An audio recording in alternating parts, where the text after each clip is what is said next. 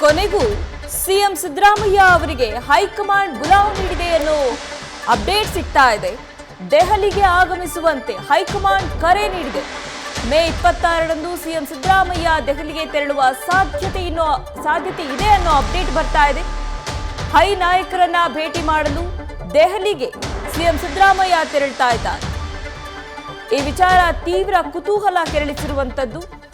ನಾಯಕತ್ವ ಬದಲಾವಣೆ ವಿಚಾರದ ಚರ್ಚೆ ಬೆನ್ನಲ್ಲೇ ಸಚಿವರು, ನಾಯಕರು, ಶಾಸಕರು ಎಲ್ಲರೂ ಒಂದೊಂದು ಹೇಳಿಕೆಗಳನ್ನ ಕೊಟ್ಟು ಕನ್ಫ್ಯೂಸ್ ಮಾಡ್ತಾ ಇದ್ರು. ಈ ಟೈಮ್ನಲ್ಲಿ ಸಿಎಂ ಸಿದ್ದರಾಮಯ್ಯಗೆ ದೆಹಲಿಗೆ ಆಗಮಿಸುವಂತೆ ಹೈಕಮಾಂಡ್ ಕರೆ ಮಾಡಿದೆ ಅನ್ನೋ ಅಪ್ಡೇಟ್ ಸಿಗ್ತಾ ಇರುವಂತದ್ದು. ಅಂದ್ರೆ ಈ ಮೂಲಕ ಇದೇ ವಾರದಲ್ಲಿ ಸಿಎಂ ಕುರ್ಚಿ ವಿಚಾರ ಏನಿದೆ ಅದಕ್ಕೊಂದು ತೆರೆ ಬೀಳುವ ಸಾಧ್ಯತೆ ಇದೆ ಅನ್ನೋ ಅಪ್ಡೇಟ್ ಸಿಗ್ತಾ ಇರುವಂತದ್ದು. ಸಿಎಂ ಸಿದ್ದರಾಮಯ್ಯಗೆ ಹೈಕಮಾಂಡ್ ದೆಹಲಿಗೆ ಬರುವಂತೆ ಬುಲಾವ್ ನೀಡಿದೆ. ಇದೇ ವಾರ ದೆಹಲಿಗೆ ಬರುವಂತೆ ಕರೆ ನೀಡಿದ್ದು. ಅಂದರೆ ಮೇ 26ರ ಒಳಗೆ ದೆಹಲಿಗೆ ಹೋಗ್ತಾರೆ ಸಿಎಂ ಸಿದ್ದರಾಮಯ್ಯ ಅಂತ ಹೇಳಲಾಗ್ತಾ ಇದೆ.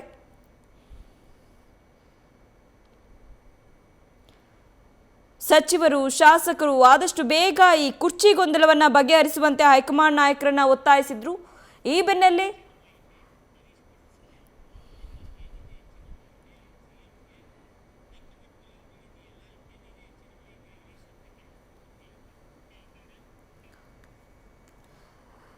ದೆಹಲಿಗೆ ಬರುವಂತೆ ಸಿಎಂ ಸಿದ್ದರಾಮಯ್ಯ ಅವರನ್ನ ಹೈಕಮಾಂಡ್ ಕರೆದಿದೆ ಅನ್ನುವಂಥ ಅಪ್ಡೇಟ್ ಮಧ್ಯೆ ಈ ಬಗ್ಗೆ ಮತ್ತಷ್ಟು ಅಪ್ಡೇಟ್ಸ್ ಕೊಡ್ತಾರೆ ನಮ್ಮ ಪ್ರತಿನಿಧಿ ಹರೀಶ್. ಶಾಸಕರು, ಸಚಿವರು ಎಲ್ಲರೂ ಹೇಳ್ತಾ ಇದ್ರು ಈ ತಿಂಗಳು ಎಂಡಲ್ಲೇ ಈ ಕುರ್ಚಿ ಕಿತ್ತಾಟಕ್ಕೆ ಒಂದು ಕ್ಲಿಯರ್ ಪಿಕ್ಚರ್ ಸಿಗುತ್ತೆ ಅಂತ. ಈ ಟೈಮ್ನಲ್ಲಿ ದೆಹಲಿಗೆ ಸಿಎಂ ಸಿದ್ದರಾಮಯ್ಯ ಅವರನ್ನ ಕರೆದಿದ್ದಾರೆ ಹೈಕಮಾಂಡ್ ನಾಯಕರು. ಏನಿದೆ ಅಪ್ಡೇಟ್ಸ್? ಬಹಳ ಮುಖ್ಯವಾಗಿರುವಂತದ್ದು, ಹಲವು ತಿಂಗಳಿಂದಲೂ ಕೂಡ ರಾಜ್ಯ ನಾಯಕತ್ವ ವಿಚಾರಕ್ಕೆ ಸಂಬಂಧಪಟ್ಟಂಗೆ ಒಂದಲ್ಲ ಒಂದು ಗೊಂದಲ ಸನ್ನಿವೇಶಗಳು ಕೂಡ ಸೃಷ್ಟಿ ಆಗ್ತಾ ಇತ್ತು.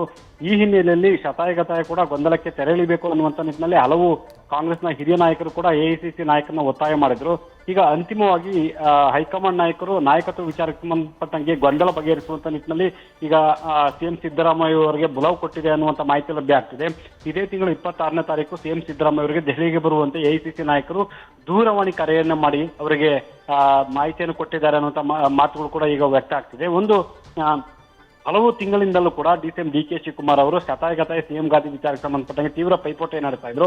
ಹಲವು ಸಂದರ್ಭಗಳಲ್ಲಿ ದೆಹಲಿಗೆ ತೆರಳಿ ಎಐಸಿಸಿ ನಾಯಕನ ಭೇಟಿ ಮಾಡಿ ತಮಗೆ ಸಿಎಂ ಪಟ್ಟ ಕೊಡಬೇಕು ಅನ್ನುವಂಥ ಬಿಗಿಪಟ್ಟ ನಡೆದಿದ್ರು. 2.5 ವರ್ಷಗಳು ಆಗ್ತಿರುವಂತ ಹಿನ್ನೆಲೆಯಲ್ಲಿ ಅಧಿಕಾರ ಹಂಚಿಕೆ ಸೂತ್ರದಂತೆ ತಮಗೆ ಅವಕಾಶ ಕೊಡಬೇಕು ಅನ್ನುವಂಥ ಬಿಗಿಪಟ್ಟ ನಡೆದಿದ್ರು. ಸೊ ರಾಹುಲ್ ಗಾಂಧಿ ಅವರ ಭೇಟಿಗೆ ಸಾಕಷ್ಟು ಪ್ರಯತ್ನಗಳನ್ನ ನಡೆಸಿದ್ರು. ಆದ್ರೆ ರಾಹುಲ್ ಗಾಂಧಿ ಅವರು ಸಕಾಲದಲ್ಲಿ ಕೂಡ ಸಿಎಂ ಡಿಕೆ ಶಿವಕುಮಾರ್ ಅವರಿಗೆ ಲಭ್ಯ ಆಗದ ಕಾರಣಕ್ಕಾಗಿ ವಾಪಸ್ ಆಗಿದ್ರು.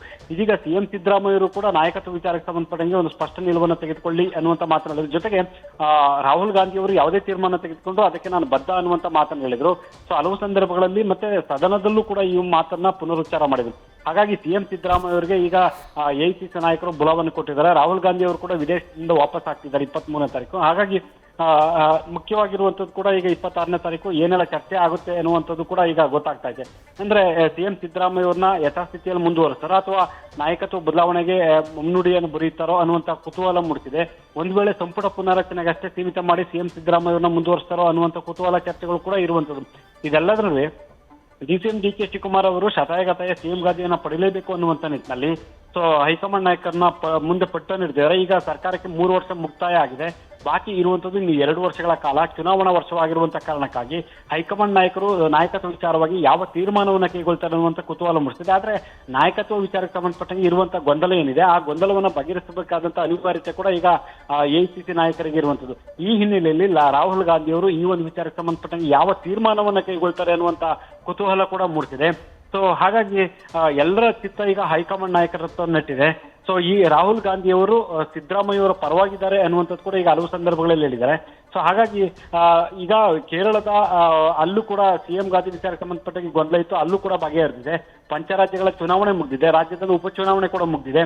ಸೊ ಹಾಗಾಗಿ ಈಗ ಎಐಸಿಸಿ ನಾಯಕರ ಕರೆ ಹಿನ್ನೆಲೆಯಲ್ಲಿ 26ನೇ ತಾರೀಕು ಸಿಎಂ ಸಿದ್ದರಾಮಯ್ಯ ಅವರು ದೆಹಲಿಗೆ ತೆರಳುತ್ತಿದ್ದಾರೆ.